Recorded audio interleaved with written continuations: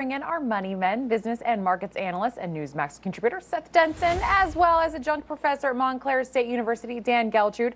Good morning to you both. Let's get to those markets. So they finished the day up this morning. Futures are down ahead of the opening bell. Okay, so the rescue mission for hundreds of Americans still stranded in Israel continues, and now a big name cruise line has stepped up to help. Seth, tell us more about this one. Yeah, Royal Caribbean, Rhapsody sees you see an image there.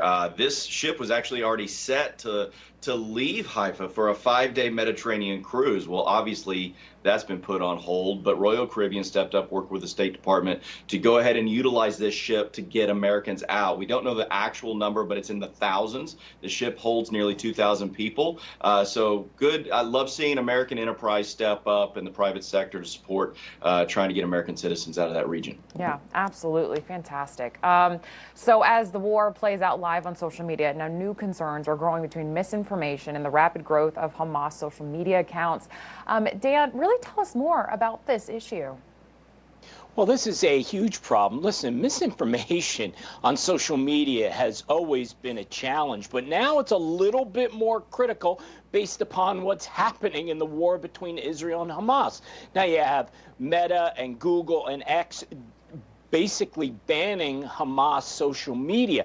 However, there is a site called Telegram, which is used internationally, which has been a place for Hamas to put out quite a bit of information. So that's concerning. Yeah. But again, it's really hard to control this. Yeah, absolutely. I mean, news sites, they pop up all the time. I mean, there's all these Reddit posts. I mean, it's really, really difficult to control.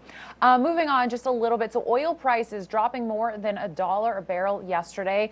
Seth, this may come as a surprise to some people. I mean, why did we see it drop?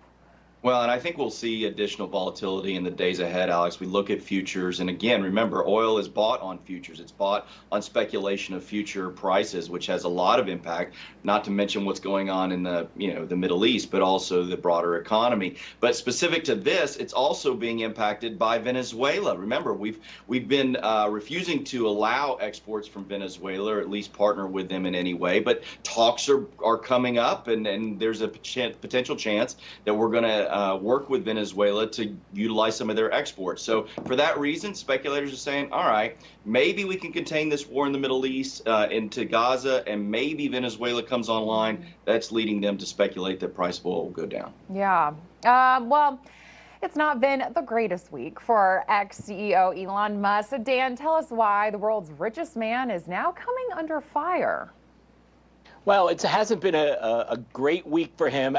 Believe me, he's had worse, but he's got two issues going on right now. One is with the National Labor Relations Board, where they are alleging that because X was firing employees or threatening to fire employees that were not going to come back to work in the office, that was a problem. And then in Australia, facing fines of $380,000 related to not answering enough questions about some child abuse postings that were going on. So those are two things right now that he's dealing with. Yeah. But listen, X doesn't need any more bad press right now. Yeah, exactly.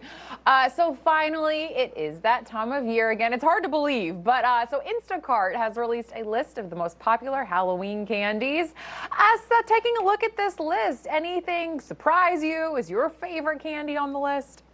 Mine is, and I know that Dan's going to cringe. Alex, you might too. Candy corn made it to the list. It's number 8. That's, the quintessential Halloween candy. I love it this time of year.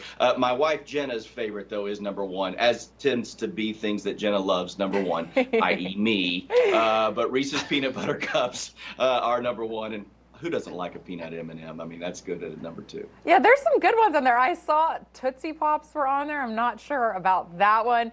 Dan, you're shaking your head a little bit. How do you feel about the list? Well, listen, I will never understand Seth's taste related to candy corn. I just don't get it.